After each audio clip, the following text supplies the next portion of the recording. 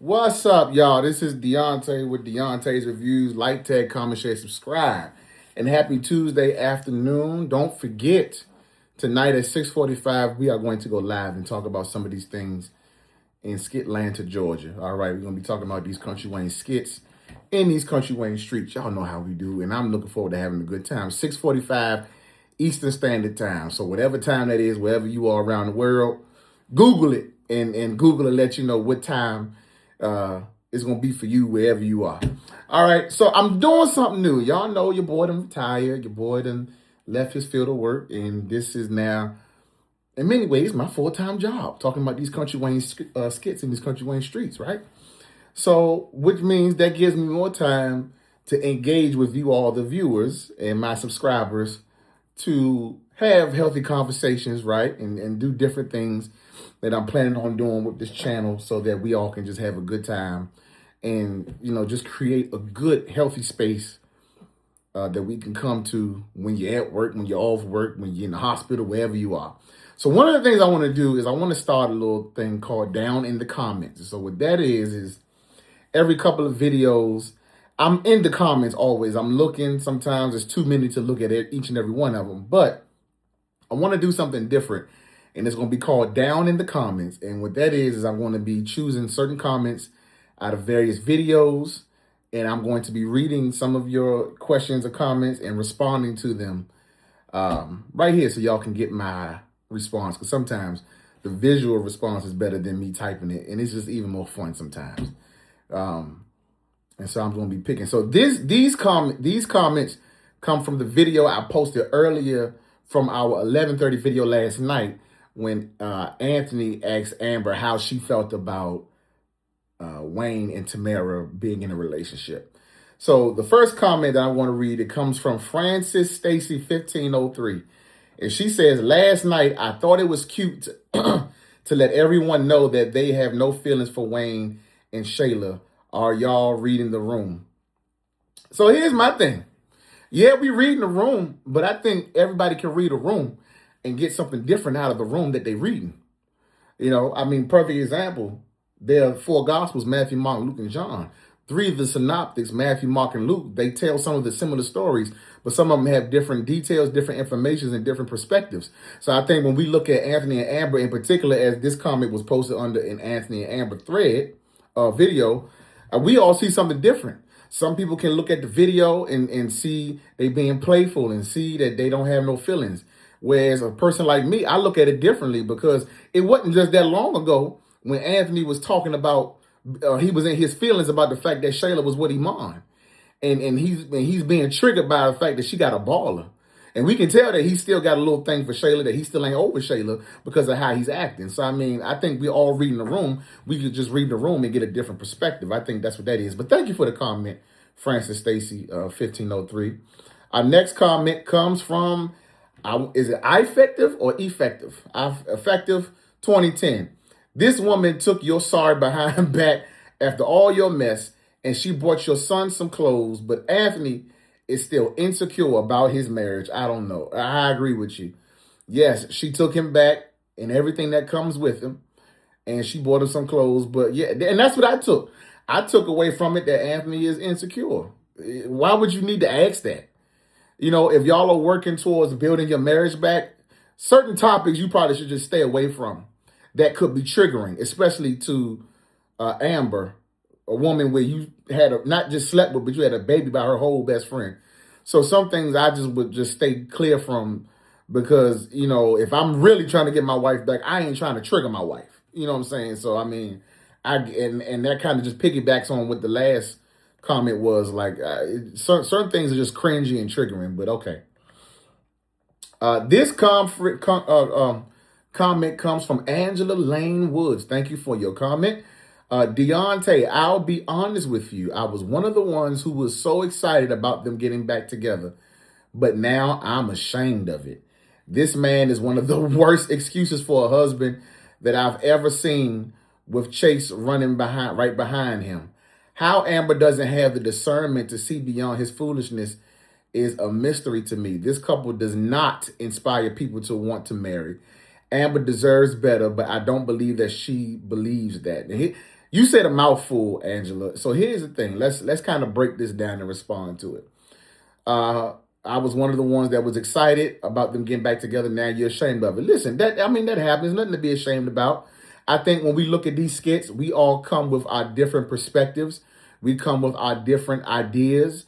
We come with our experiences and our different backgrounds, our different upbringings that cause us to create our positions on certain situations. So we all come from different backgrounds. So we all gonna look at one situation totally different, and that's okay as long as we're respectful about it. You know what I'm saying? I know I clown a lot of the Daltonites who were so pressed for them to get back together. I say a lot of that stuff out of joking and just creating good content and good conversation, and me just being me. You know, just petty, because I can be petty too. You know, in my own playful way. But I mean, I'm never like, hateful about it. At least that's not my intention. This man is one of the worst excuses for a husband that you've seen. Listen, I think Chase in his own right is worse, because I lost all respect for Chase, tricking his wife to go on the trip knowing he didn't like Shayla. She didn't like Shayla. Like, I lose all respect for you that you would put your wife in that situation. You know what I'm saying? How Amber doesn't have the discernment to see beyond his foolishness is a mystery to me. There's a lot that could be said there, because I feel like, and this is coming from me as a pastor, a preacher, who's big on discernment, right? Looking at the skits, she had the most discernment when she wasn't with Anthony, when she was by herself, when she was, in isolation with just her and God. It was clear. We saw her reading the Bible more. We saw her praying more. We saw her seeking the Lord more. And we saw her super productive around that time. It was only when Anthony came back where it seemed like all of that changed. And she kind of dumbed down and dialed down who she was to make him feel good, as the head of the house. And so I don't know if it's at this point that Amber doesn't have as much discernment. Rather, she's willingly making these decisions to just dial back and follow through with whatever request he asks of her, because she wants to save the marriage. She wants to keep it. She's, lack of better word, she pressed for it, so she's going to do what she needs to do to keep it, even if that means dumbing herself down to make him happy at times. And I think we've kind of seen that since they've been back together.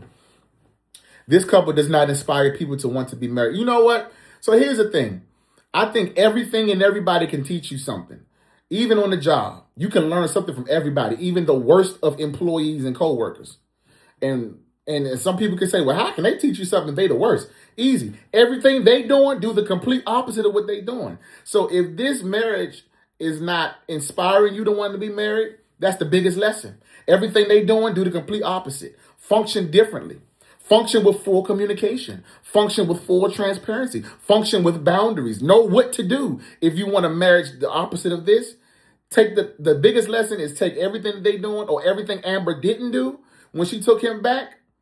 If you want to be that kind of person, say, you know what? I want to be the person where if my spouse cheats on me one time, I want to be able to take them back, but do it in a healthy way. Okay, there's a lot of things Amber didn't do when she took him back, which created kind of, in many ways, the situation they have now. So the biggest lesson, the things she didn't do the opposite. The things Anthony didn't do the opposite. So we can learn something from everything. Amber deserves better, I agree. But I don't believe she believes that. She doesn't, because she literally said, was she talking to Ernestine, I think it was? She literally said out of her mouth, part of the reason why she's taking him back is because she said there's nothing out there for her. She believes that that's the best she can do. She believes that there's nobody better than Anthony. And that is sad if you think that there's nobody better than Anthony. If you honestly think that there's nobody, he might not be rich. He might not be wealthy. But if you trust God, the Lord will definitely put somebody in your path. If and who's to say? And I've said it all the time. Many times, especially in the church, we like to keep people in bondage, in bad marriages, bad situations, bad churches, bad, situationships for the sake of religion or for the sake of tradition, because there's this stigma, and sometimes we keep people bound more than the world does with our bad theology. You know what I'm saying? We'll take a scripture and proof text it to keep somebody in a toxic marriage when we don't even know the context of the scripture or what was going on in that time. So, and that just, I mean, that's another whole conversation for another time, but I mean, she didn't believe she could do better. That's why she stayed with him. She said it out of her own mouth. Thank you, Angela, for your comment. Got 3 more. This come from my guy, Christopher Sims, 6863. He says, what's up on this good Tuesday? I'm glad they're communicating, but he was doing Amber like she did him with Shayla and Iman question. Tit for tat, I guess. Yeah, but, it ain't healthy, especially for them. Like, they both need to stay away from the tit for tat stuff. This whole marriage was toxic and draining, and it took a lot out of us, and it just created a lot of animosity between reviewers and subscribers and subscribers amongst other subscribers and follow. Like, it just created a lot. And so I think this marriage is triggering, but for them, they need to stay clear of that and lean into things and conversations that's more healthy. Okay, great. They were able to talk about it, amongst themselves. But I mean, it was still shots beneath the belt that was unnecessary in my opinion. But thank you, my brother Christopher, one of my Carolites, I call him, for commenting. All right. This comes from TBaby77UZ3KS. Why are you so triggered about the Daltons? You're doing too much. Why am I so triggered by the Daltons? Maybe because it's content that's available to be critiqued, that's available for entertainment purposes to be reviewed. And I have the right to feel that way because I got a First Amendment right to be triggered and to say I'm triggered if I am. I'm doing too much. Hey, I'm sorry you feel that way. But guess what? I get paid for my content and my opinion. So, hey, they're going to keep coming, whether you agree or disagree, good, bad, or indifferent. It just is what it is. But thank you for the comment because you keep me in the algorithm. All right. Our last comment comes from Devious. Am I saying that right? Devious 2000. She said, Amber's husband is mentally ill. Lord have mercy. With a little squint face. This is a straight up example of a toxic narcissist relationship. It really is, in many different ways. I mean, don't get me wrong. They have their moments where they be trying or whatever to, do right, but it's far and few in between, I guess. Anthony he a mess. He's a hot piping mess. And I don't know about the mentally ill part. I think he just has an upbringing where he has not had a lot of positive male role models in his life. And because he hasn't had a lot of positive male role models that hold him accountable, fatherly figures, uncles, big brothers, they'll hold him accountable because men hold other men accountable. Like, we'll tell each other when we wrong. Like, you wrong, you dead wrong. You know what I'm saying? And we ain't going to care how you feel about it. We ain't going to be emotional about it. We're going to say what we need to say and keep it pushing and keep it moving and hold you accountable. But see, Anthony's that kind of person where, if you notice, he, outside of Dalen and maybe Zach, but Zach was kind of with him in his foolishness in the strip clubs and stuff like that. He surrounds himself by a bunch of women, and a lot of those women do something for him in some way, shape, or form, whether it's emotional, whether it's financial, whether it's a fling, something that just kind of brings excitement to him, or somebody that, pacifies him, like Piari, and babies him, Piari, or if it's somebody that can do for him in ways that nobody else can, like Amber. When he lost all that money, Amber helped him to get it back. But yeah, he treats her like trash a lot of times, in my own opinion, as a husband. Yeah, he is a narcissist. And my girl Riri from Auntie Riri's review, she will definitely give you the definition down to the T of what a narcissist is. And she'll be able to pinpoint his narcissist traits and behaviors, as it relates to Anthony. But thank y'all for that. So this is something I'm doing down in the comments. I'm going to start doing this to kind of engage in a different way with you all. So make sure you like, tag, comment, share, subscribe. And also make sure that you all log in 6:45 p.m. Eastern Standard Time, going live. This is one you don't want to miss. I'll see y'all later.